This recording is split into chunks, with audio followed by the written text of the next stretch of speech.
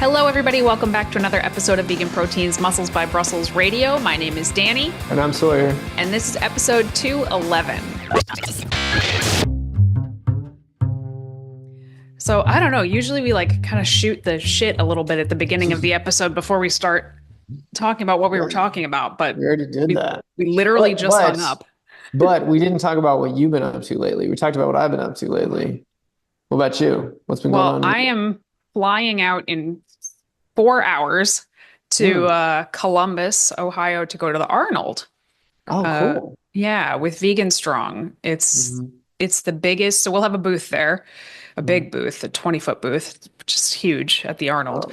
So we'll have our team there, but we will also have, I think, 5 people from Plant Built competing in the Strongman event. Oh, no way. Like, they had to qualify for it. So it's pretty cool that we are going to have so many people there competing. That's never happened before. Wait, who are the people that? I hope I don't forget anybody here. Okay, so we have Rick, Melissa, Angeline, Veronique, who you didn't meet. She was there the year before. And Brady, Brady, obviously. So cool. Oh yeah, it's gonna be pretty cool. Yeah, I'm looking forward to that. But then we're there for 5 days, and then we fly home, and then we're home for 3 days, and then we fly down for the cruise. So, oh my God, yeah, that's crazy. Yeah, I'm not nervous about either event individually, but it is just it's so much back to back. And I know I told people back in December when I saw our travel schedule for 2025, I panicked. And Giacomo was like, "Oh, Danny, you worry about everything, blah, blah, blah, blah." I planned my ass off for this. So I woke up ready to walk out the door basically this morning, and I already have my stuff set aside to pack for the cruise as soon as we get home. Yeah. Guess who's super stressed out today? Mr. Giacomo. He's one of those we'll cross that bridge when we get to it kind of guys, huh? Only if it's something I'm worried about. It's almost like there's only one of us can worry about any one thing at a time. I think there's something to that psychologically. If somebody's freaking out, your natural response is usually not to freak out too. It's usually to be like, okay, I got to be the calm one here. It's got to be. It's got to be. My computer, I'm going to try to fix it a little. Okay. I feel like that's why in families, there's always one sibling who freaks out about everything. And then there's one sibling who just is just go with the flow because they know the other one's going to freak out all the time. Yeah, I guess so. I don't know. Giacomo, it's so funny how very, very different Giacomo and I are, and then how similar we are in a lot of ways too. And there's not enough room for that, both of us, to have certain personalities in this relationship. But oh man, we could go down the rabbit hole with this stuff. I love relationship theorizing, but yeah. Me too, actually. And I really love comedy about it as well. So that's some of my favorite comedy is relationship style comedy. Yeah. So, I love comedy. Good comedy gets to the heart of things that you didn't even realize about yourself. And you're like, oh my God, I do that. I am so I know a lot of people think comedians are I don't know, kind of the dumb, funny people or whatever. I am convinced they are some of the smartest people on earth, actually, because they really see stuff for what it really is, and they find a way to explain it in a way that people are able to hear it. 10 out of 10. Some of my favorite movies are movies with traditionally comedic actors leading, but it's a drama. Like when Adam Sandler did Punch Drunk Love, or Jim Carrey in Eternal Sunshine. These are smart. I haven't seen either of those movies, I'm ashamed to admit, but now I'm going to put those on the list. So you would very much like Eternal Sunshine of the Spotless Mind. It's one of the best movies ever. I'm going to write that down right now. Yeah, you should. Okay, so we left you guys off on a cliffhanger on the last one because Sawyer started touching upon skinny fat. You mentioned at the end of the episode, there are some people who lose a bunch of weight and then they're like, but I still look the same. Yeah. And I wasn't expecting that. So I wanted to do a whole podcast about the skinny fat phenomenon in general. Yeah, I love that topic. I don't think it gets talked about that much. I mean, maybe in some spaces, but I've certainly never done any talks or read that much about it. I think it comes up in conversation a lot, especially with new clients. that they come to us and they're like, "Oh, I'm skinny fat and I don't want to be." So first, let's, I guess, define what skinny Yeah, fat is for good people idea. that Hmm. don't know. So there's two ways to think about this. There's like the colloquial way of explaining it. It's like somebody who's a normal, healthy weight slash BMI, but they have high body fat percentage. Hmm. So like they might look all right in clothes, but if they were to take them off, they'd, not have a lot of muscle tone. They'd be kind of Hmm. soft. But Hmm. then there's also the medical definition. Like I don't think a lot of people realize there is a medical definition of skinny fat. I was not even aware of that. No. Yeah, a couple of years ago, I wasn't aware of it either. But that definition is sarcopenic obesity, which is actually two diagnoses. So sarcopenia being under muscled and Hmm. obesity being high body fat. Hmm. So it's literally What two are those conditions at cutoffs like once. in terms of the medical community? What do they consider like under Ooh. muscled? How do they measure that? You know? I didn't actually look up what the diagnostic criteria is Hmm. for it, Okay. but I do remember when I was researching that it goes like way Hmm. underdiagnosed. Because, like, how would Because a they look normal. regular, yeah. Yeah. Yeah. And I mean, I That's, know you like wear a gown when you go into like certain doctor's appointments, but they're not like staring at you butt naked and like pinching at your fat. You know what I mean? So I don't think there's a way most doctors would like know that. So I think yeah. it probably goes very underdiagnosed. Yeah. I would see that being a possibility, Hmm. probability. But Okay, I cool. think, So that's what skinny fat is then. Okay. yeah. Hmm. So I think people think of it as just, well, I'm thin, but I still have way more body fat than I like. Like, I think that's how most people that come to us and talk about it are thinking about it. Is that how they talk to Hmm. you about it?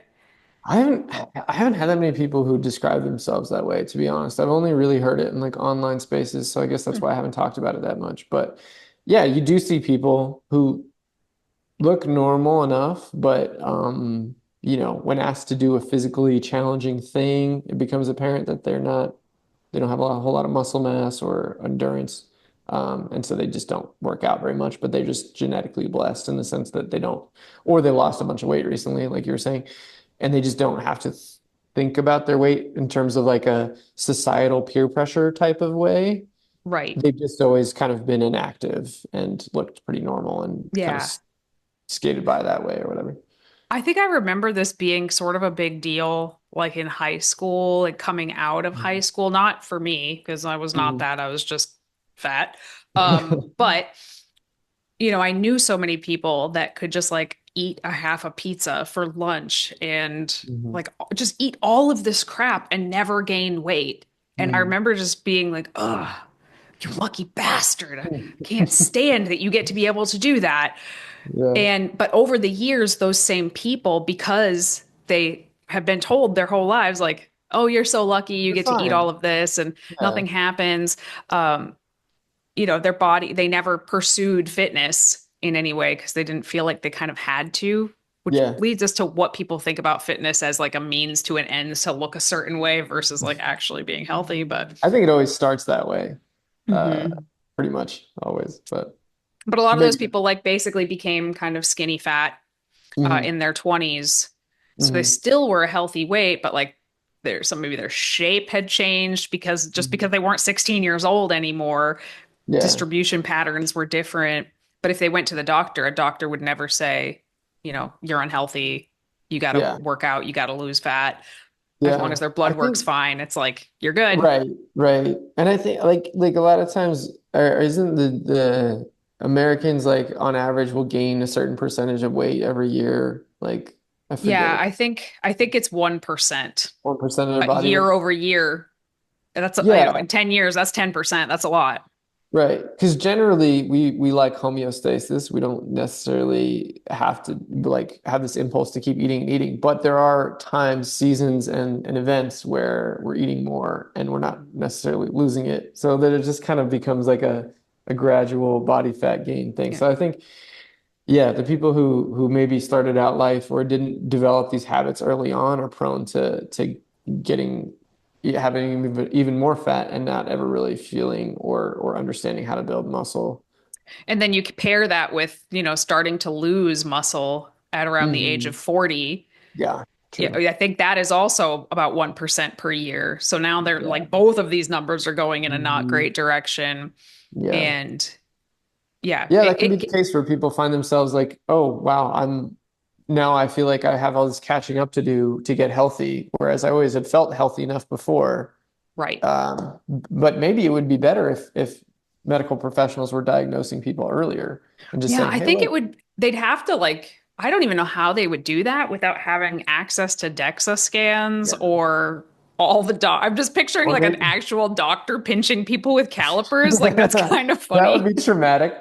But I think it could be helpful if that was part of a standard medical exam to have a DEXA and just say, hey, these are your percentages, just so you know, like healthy reference ranges. You might Hmm. want to be here, Yeah. um, and diet and exercise. You know what I mean? I guess Yeah. that Because could even be when they start screening, I forget what age it is, they start screening women for osteoporosis. They do mhm. send women for DEXA scans, but it doesn't say anything about muscle or body fat. It Mhm. just tells them their bone density, which is really a Oh, that's shame a because the machine can shame. do all the things. Yeah, you're already Um, doing it anyway. but a But lot of people think of skinny fat as just like, ugly. Like it's not the way they want to look. That's what they think is like the biggest downfall is like, this yeah, doesn't look the way I want to look, but I'm still healthy. yeah. No, actually, you're Yeah. probably not. Yeah, you're Um, kind of set up for even if you're not, you don't have any like red alarms going off in terms of mhm. health, you're not really in a good position to like for one thing, having more body fat, significantly more body fat than muscle is going to make you more insulin resistant for one thing. Yes. If you're genetically predisposed to having diabetes or any kind of insulin resistance, that's going to make that worse. I mean, there's so many different ways we could go with this, but like health wise, yeah, it's not a great place to be. Even though I you actually look like, looked up what the statistics are because I was like, oh, I've really? never heard anybody talk about this. Like, what Really? are the health risks of sarcopenic obesity? Uh-huh. So they have a 21% higher risk of all-cause mortality Wow. compared to those with a like healthy body composition. Okay. And then if you look at metabolic syndrome, which you just kind of mentioned with the insulin resistance, so Hmm. okay, obese folks are 7.5 times more likely to have metabolic syndrome. Hmm. Sarcopenic people alone Hmm. are twice as likely to have metabolic syndrome.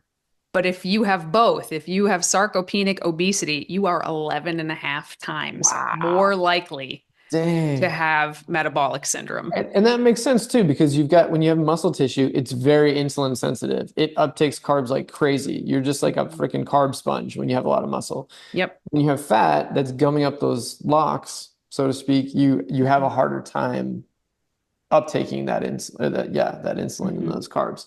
So that makes a lot of sense to me that it would But be those numbers doubly. shocked me. Like that was way That is worse crazy. than That I is crazy. expected, actually. Yeah. Does it say anything about what the cutoffs are, or like what the normal So, reference ranges are? yeah, I have a couple of cutoffs, which actually kind of brings me to one of my points, I think, in the fitness community specifically. I think a Uh-huh. lot of people think they're skinny fat and they're not. They're perfectly healthy. You know what I mean? Uh, Yeah, like makes sense. there's so many people that do work out, they do watch what they eat, they lift, they're doing all the things, but they're just not as firm as they want to be. Oh yeah. So they think they're skinny fat. Uh, Hmm. but the actual, I guess, definition of having high body fat percentage.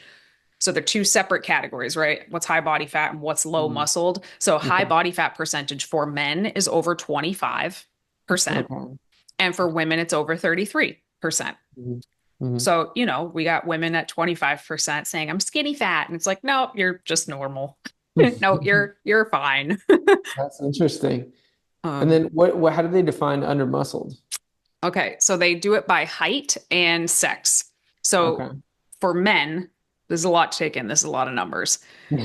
So for a 5'5" man, it's 120 pounds of lean body mass. 5'7" is 130 pounds of lean body mass. 5'9" is 140.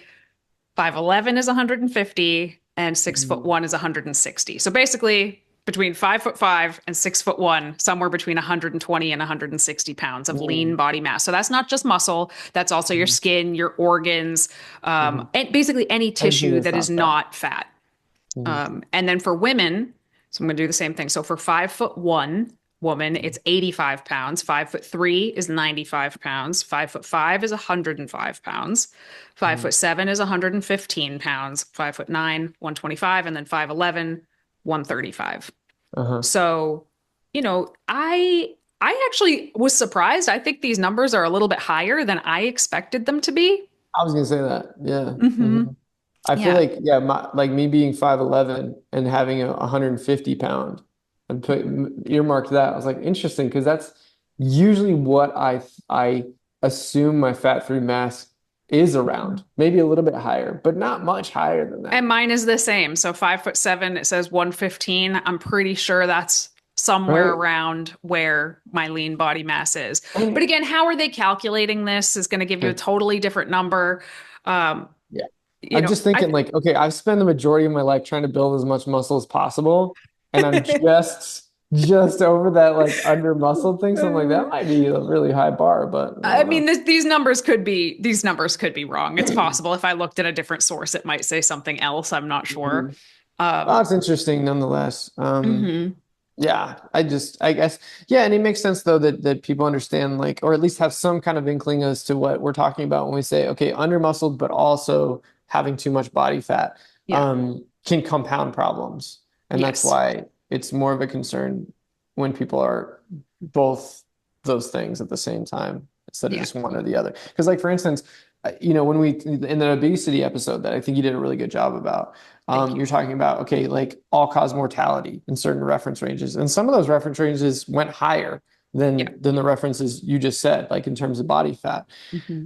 But I think the difference between those people and this is pure speculation, but one, how much muscle that person has, and then two, how active and how good their Yeah. habits are.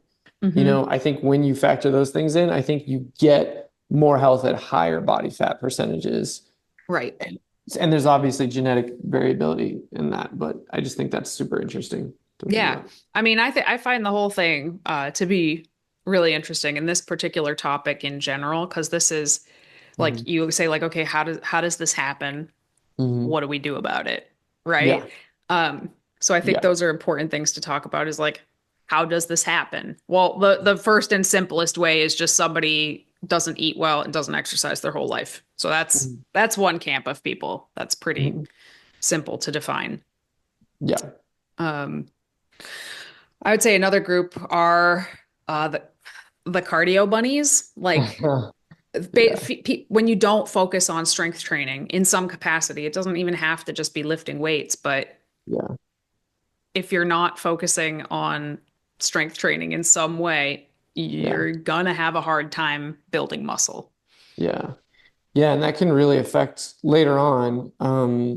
If you do start to accumulate body fat as like, say you have kids and, work gets harder and you don't have as much time for working out and whatever, it can, yeah, it can start to pile on the body fat as well. Because I mean, it's not a huge amount, but muscle also does improve your metabolism, or like, Mhm. it's like 9 to 10 calories on average per pound or something like Yeah. that when you factor everything in, which is cool.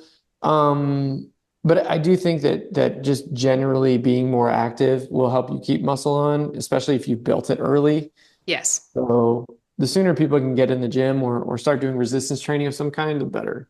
Right. As I think a lot of people um, kind of don't start, as women especially, Yeah. because that's just how society is set up. Like women, for a long time, were not encouraged to strength train at all. So there's a lot of women who are like kind of starting to lift weights 40 and beyond.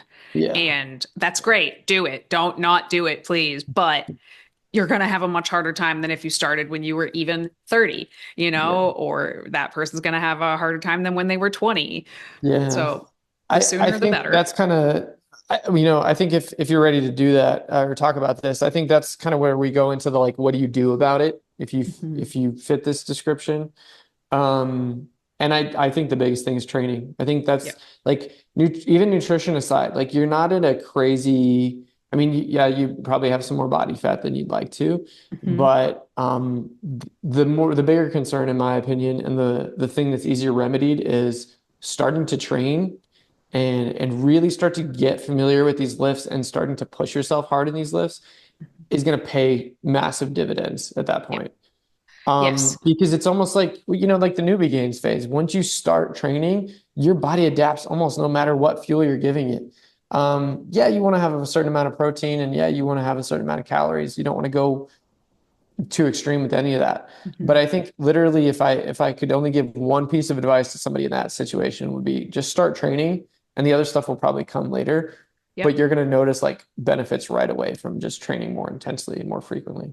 Absolutely. 100%. And you brought up another good point there. I forget exactly what you said that made it jump into my head, but okay. So personal anecdote, thinking way back to when I Mhm. started to lose weight, which I went vegan when I was 17. I'm sorry, 16. And then when I was 17, that's when I was like, oh, maybe I can do something about this. Mhm. And Mhm. then all the weight was gone by the time I was 19.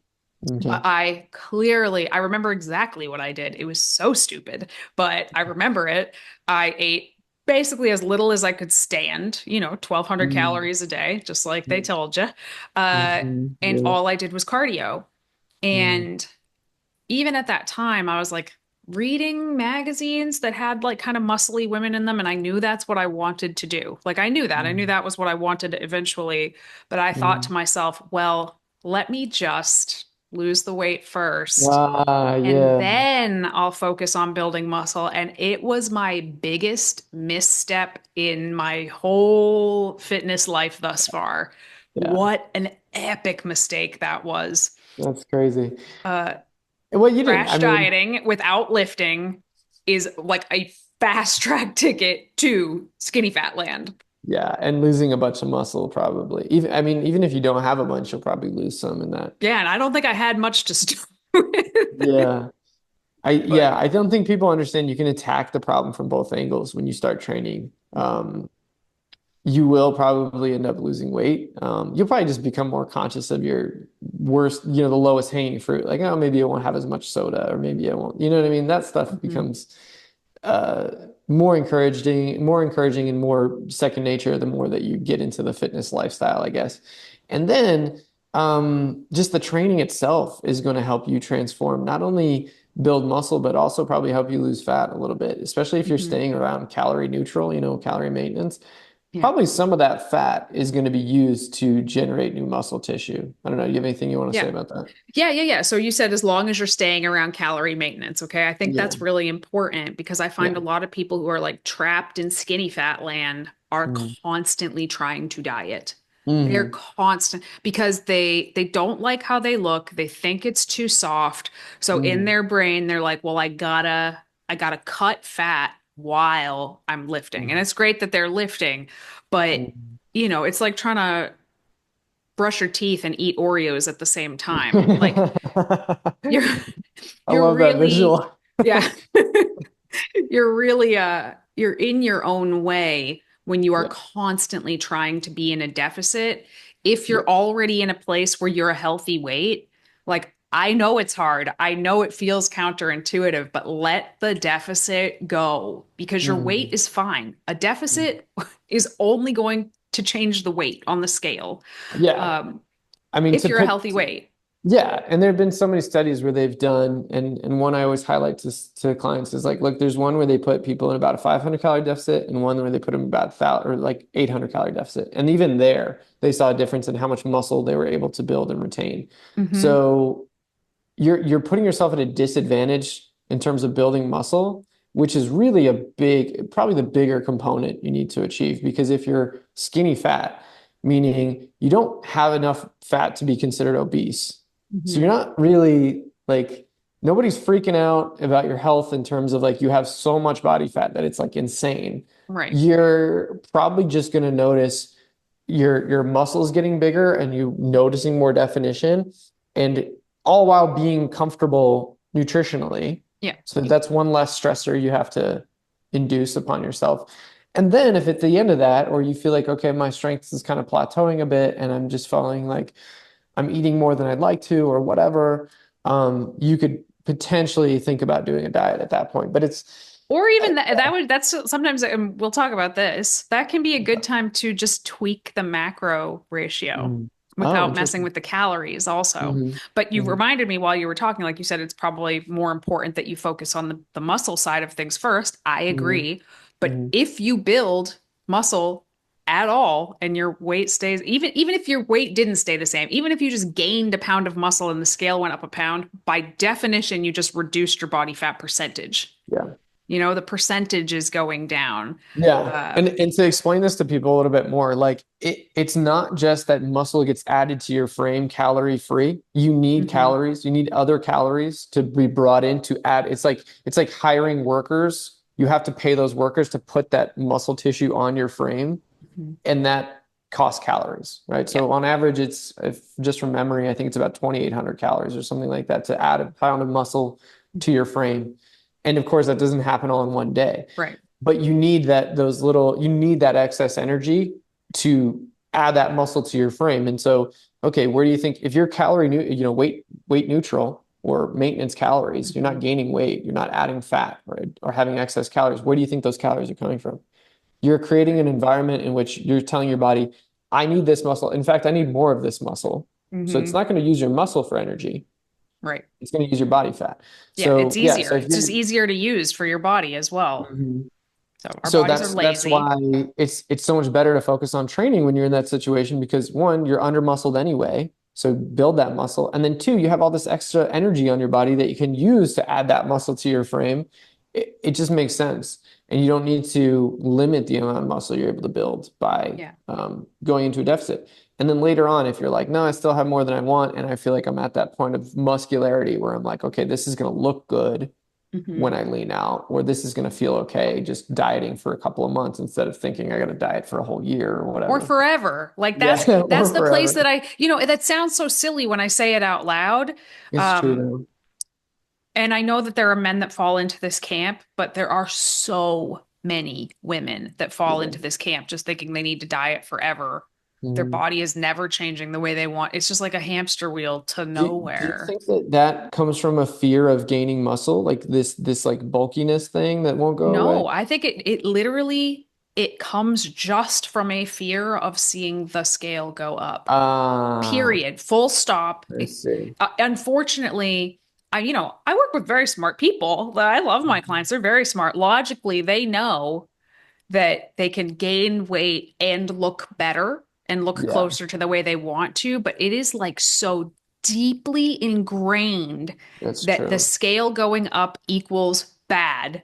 Hmm. Um, it is Yeah, very hard to reverse that. I've I mean, it's almost impossible to get women to think the scale going up is good. But if I can just get them to yeah, see the scale going up as just a data point that yeah. is neither here nor there, that's my goal. Yeah, I've literally had clients I had to like talk down, like they're crying, being Mhm. like, I don't want to gain weight. I don't want to gain. I'm like, look, you told me you want this, this, and this. You need to gain weight. And Yeah. also you're diet fatigued like crazy. This person, she's a sweetheart. I don't think I'm not gonna say her name, but she was telling me that people around her at work were being like, are you dieting? You're crabby. Like it was like to the point where she had like no patience for people. She was Hmm. exhausted. Like you've probably heard this story a million times. I've been But that when story. yeah, but when I brought it up to her and I was like, look, you're diet fatigue. You need to at least go to maintenance calories. Mhm. And probably for the goals you're telling me, you need to gain some weight. Um, it took several conversations, some of which she was crying during. Hmm. Um, but I was proud of myself in how I handled that because it was like, look, I know you're not upset with me. You're upset because you're feeling scared. Hmm. And she was very good about communicating that. So that's why one of these things is like with coaches is like you have to have that trust of like nobody feels attacked and nobody feels like Yeah. they need to go on the defensive. Hmm. But anyway, that's an aside. She eventually came around to the idea that she needed to put on some weight. And now every few months she sends me an update of like her like she'll do like a side by side. And I haven't worked with her in over a year, but she's Hmm. constantly sending me these side by sides. And she's like, okay, 155, versus 135. Back when I was like leaner, I thought I was Hmm. leaner because I was like weighed less, Right. but I look leaner now because Right. she got really focused on building muscle and she got okay with giving her body enough fuel to do that. And then periodically she'll dial the calories back when she feels like she needs to or whatever. But Yep. she's improved her body composition year over year since that conversation, since that time. Mhm. And I'm always so proud. I'm always so impressed by how much progress she's made. And she just has created like an iron will around like gaining weight is not bad. Like she had Yeah. to just like double down on that and like really, really like let it sink in, have those crying conversations and let it all out. And I'm Hmm. so proud of her for that. It's scary. It's hard. It is so scary, and it's so it's like a core value or something at a certain point for people. Yeah. It's like a part of them. It's Yeah. not even something they're It's a little scary. choosing to think. Like they would Mhm. rather not think it, but it's like a belief. There we go. It's a core Mhm. belief, not a Yeah. core value, a core belief that they can't just Yeah. change because they want to. Um, Yeah. yeah, it's a super deeply held core value. And I would Mhm. say that most of the really fit people that I know, the fit looking people, the people that folks want to look like, Mhm. they tend towards the higher end of that weight spectrum that is considered Mhm. normal, like a Mhm. healthy weight, a healthy BMI. If you look at like underweight, normal, overweight, like Mhm. they're usually like smack in the middle of that Yeah. normal or maybe even a little higher. I mean, Giacomo is closer to overweight. Giacomo's freaking shredded. Like, don't do that. But I'm just saying, like, people that have the look a lot of people are after means the scale is higher than you think. It's true. It's true. Muscle is very heavy. And Hmm. I think if it like obviously in terms of logistics, like learn as much as you can, get a coach, whatever you got to do. But in terms of emotional support, I would say the more bridges you can build with people who have done that and who understand that, the better. Hmm. Because you're going to be reminded by society all the time that smaller is better and that Yep. people around you are trying to diet, and then all the stuff is still that got you to that point is still there. Hmm. So you need to create an environment or a culture around you that's like, she's trying to gain weight, that's a good thing. And then Yep. having those reminders mirrored back to you all the time because you are trying to create, it's like trying to break generational curses. It's Yep. freaking hard. And there's lots of barriers to doing that. People are going to try to guilt trip you out of it or whatever, Mhm. crabs in the bucket kind of, Yeah. mentality. Absolutely. So you have to be aware of those influences and not try to just like we've talked about in the past, white knuckle through it. Yep. You need to try to give yourself positive feedback loops so that you have multiple people telling you, hey, like I know you gained weight, but you look leaner, or like Right. reminders of those kinds of things that you're trying to achieve of like, yeah, I'm so proud of you for doing this. I know it's hard. Keep going. You got this. I'm seeing Yep. improvements. Look how strong you're getting, all that stuff. It's so important that people feel supported in their escape from that trap, which is Yeah. the I need to be this weight or below trap. Hmm. And a lot of the stuff we're talking about is like what we're talking about is largely body recomposition, right? We're not talking about Mhm. going on a straight build or a Mhm. straight cut or anything like that. But I think a lot of people think body recomp means the scale doesn't change at all. Oh yeah. And I think that's almost never the case. Yeah, I mean, it's a range, right? You could be slowly gaining weight and recomping. You could be slowly losing weight and recomping. You could be about weight neutral and recomping. What I think is really important to focus on metrics wise is how strong are you getting? I think that's going to be the best kind of metric for you to, and obviously, how do you look in the mirror, I think is going to change eventually.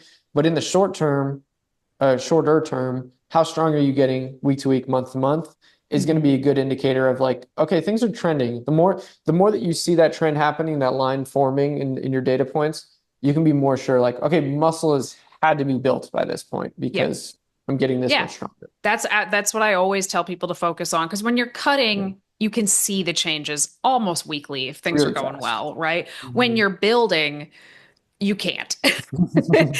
I wish you could, but you can't. Maybe you can see the Yeah. changes like 2 months to two Yeah. months. It's so much slower.